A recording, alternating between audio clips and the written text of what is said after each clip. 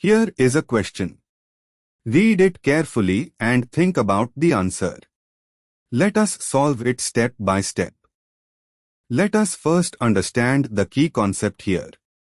Stereoisomers of disubstituted cyclohexanes include cis and trans geometric isomers, and we must check for chirality, enantiomers versus mesoforms.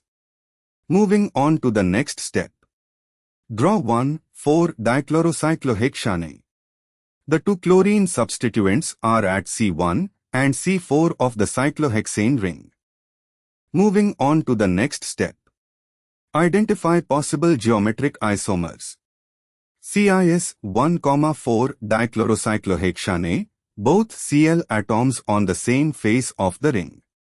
Trans 1,4-dichlorocyclohexane, Cl atoms on opposite faces of the ring. And for the final step, check chirality of each isomer. Cis 1,4-dichlorocyclohexane, C1 and C4 each bear Cl, H, and 2 ring carbons.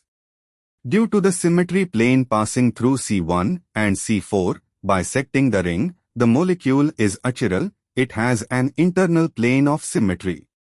It is a meso-like compound, one stereoisomer, not a pair of enantiomers. Trans 1,4-dichlorocyclohexane. Similarly, the molecule has a plane of symmetry through C1 and C4, making it achiral as well. It exists as one achiral form. Count total stereoisomers. Cis isomer, 1 stereoisomer, achiral. Trans isomer, 1 stereoisomer, achiral. Total is equal to 2 stereoisomers. Why other options fail? A. 0, incorrect, there are distinct cis and trans forms. B. 1, incorrect, both cis and trans forms exist as separate stereoisomers.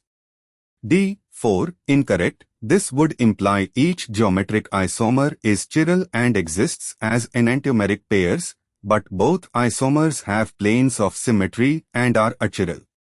Therefore, the correct answer is C. Therefore, the correct answer is option C.